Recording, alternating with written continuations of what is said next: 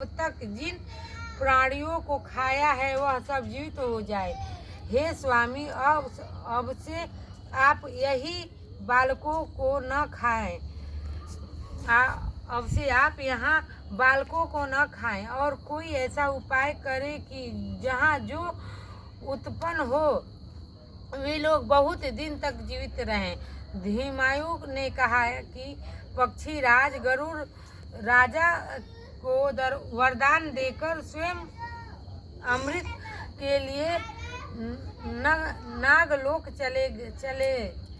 वहाँ से अमृत लाकर उन्होंने उन मरे हुए मनुष्यों को हड्डियों पर बरसाया।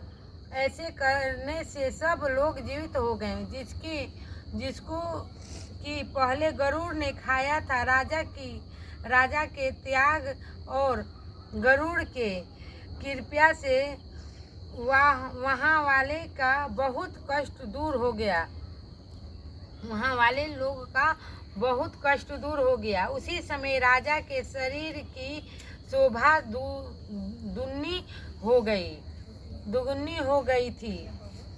राजा की दयालुता देखकर गरुड़ ने फिर कहा, मैं संसार के कल्याणार्थ एक और वरदान दूंगा। आज आश्विन कृष्ण सप्तमी से रहित शुभ अष्टमी तिथि है। आज ही तुमने यहाँ की प्रजा का जीवन दान दिया है वत्स्य। अब से यह दिन ब्रह्म भाव हो गया है। जो मूर्ति भेद से विविध नामों से विख्यात है वही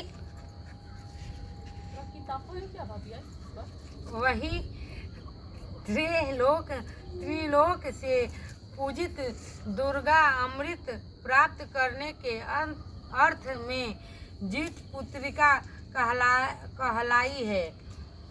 सो इस तिथि को जो स्त्रियां उस जीवित पुत्रिका की ओर कुश की आकृति बनाकर तुम्हारी पूजा करेगी तो दिन उनका सौभाग्य बढ़ते और वंश की भी बढ़ोतरी होती रहेगी। हे महाभाग, इस विश्व में विचार करने की भी आवश्यकता नहीं है। हे राजन, सप्तमी से रहित और उदया तिथि की अष्टमी को व्रत करें। यानी सप्तमी विधि अष्टमी जिस दिन हो उस दिन व्रत ना करें। शुद्ध अष्टमी को व्रत करें और नवमी में पारण करें। यदि इस पर ध्यान न दिया गया तो फल नष्ट हो ही जाएगा और सौभाग्य तो अवश्य नष्ट हो जाएगा।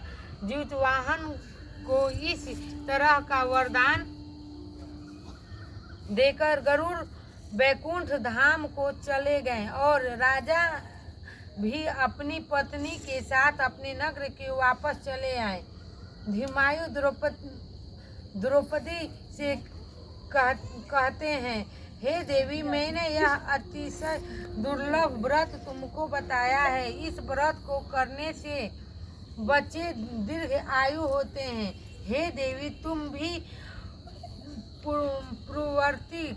पूर्वावर्तिक विधि से यह व्रत और दुर्गा जी का पूजन करो तो तुम्हें अभिलाषित फल प्राप्त होगा।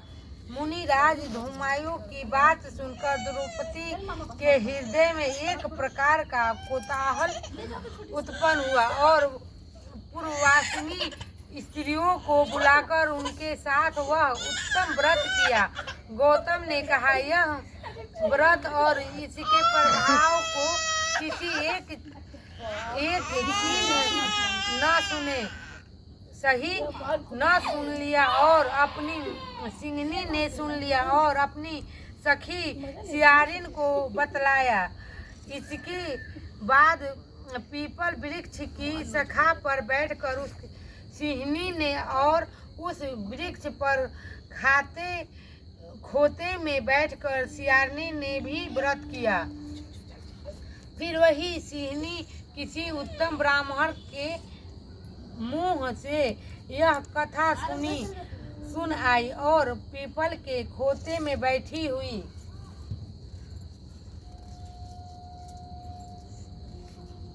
ये बेटा लाइट दिखाओ ना मोबाइल का,